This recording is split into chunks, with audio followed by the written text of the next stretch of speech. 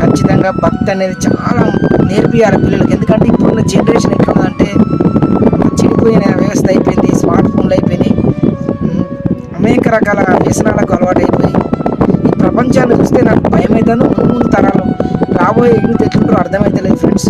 అందుకోసమే మీరు మీ పిల్లలకు ఇప్పుడున్న చిన్న చిన్న పిల్లలతోనే భక్తిని, మంచి మంచి అలవాట్లు, క్రమశిక్షణ ఇలాంటి మీ పిల్లలకు ఇప్పటి నుంచే నేర్పిస్తేనే వాళ్ళు మంచి ప్రయోజకులు అవుతారు తప్ప మంచి చెడులు, బాధ్యతలు,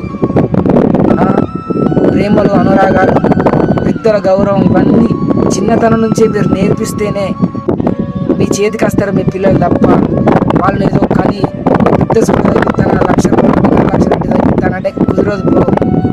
ఖచ్చితంగా సంస్కారం నేర్పండి, మంచి చెడు విచక్షణ నేర్పండి. అడుగునది తప్పు, అది రైటు అని మీరు చెప్పి మీ పిల్లల్ని పెద్ద చేయండి. అది అట్లయితేనే మీ పిల్లలు మీ చేతికి వస్తారు. లేకపోతే మాత్రం ఈ సమాజంలో, ఇప్పుడున్న సమాజంలో, ఈ జనరేషన్లో పిల్లలను చూస్తే భయంగా ఉంది. అంత దారుణంగా ఉన్నారు. దయచేసి మీ పిల్లలు పెంచుట్ల చిన్నప్పటి నుంచే 4 సంవత్సరాల నుంచే బాధ్యత తీసుకొని ధర్మం అధర్మం చెప్పండి. చెప్పి మీ పిల్లలకు జై శ్రీరామ్, జై శ్రీకృష్ణ నేర్పించండి.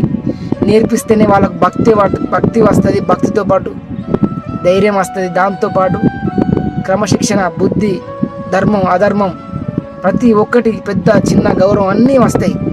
ఏది తప్పు ఏది రైట్ అని తెలుసుకునే జ్ఞానాన్ని ప్రసాదిస్తుంది భక్తి. ఆ భక్తి ఉండాలంటే చిన్నప్పటి నుంచే వాళ్ళ మైండ్లో భక్తికి అలవాటు చేయాలి. అలా అలవాటు చేయాలంటే చిన్నప్పటి నుంచే జై శ్రీరామ్, జై శ్రీకృష్ణ, నీకు ఏ దేవుడు అయితే ఆ దేవుడు, ఓం నమః శివాయ, జై హనుమాన్, హర హర మహాదేవ, శంభో శంకర, నీకు నచ్చిన దేవుణ్ణి ఖచ్చితంగా చిన్నప్పటి నుంచి వాళ్ళ మైండ్లో మెదలటట్టుగా మీరు ప్రోత్సహించి వాళ్ళను ముందుకు నడిపిస్తేనే వాళ్ళు సమాజంలో ఒక మంచి పిల్లలుగా, ఒక తండ్రికి బాధ్యత గల కొడుకుగా వాళ్ళు ఈ సమాజంలో బతుకుతారు.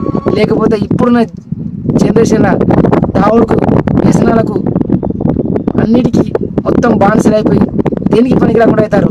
అలా కాకుండా ఈ పిల్లలు చిన్నప్పటి నుంచే భక్తితో పాటు క్రమశిక్షణ పెంచి విద్యండి అని మనస్ఫూర్తిగా కోరుకుంటున్నాను. అందరికీ జై శ్రీరామ్, జై శ్రీకృష్ణ.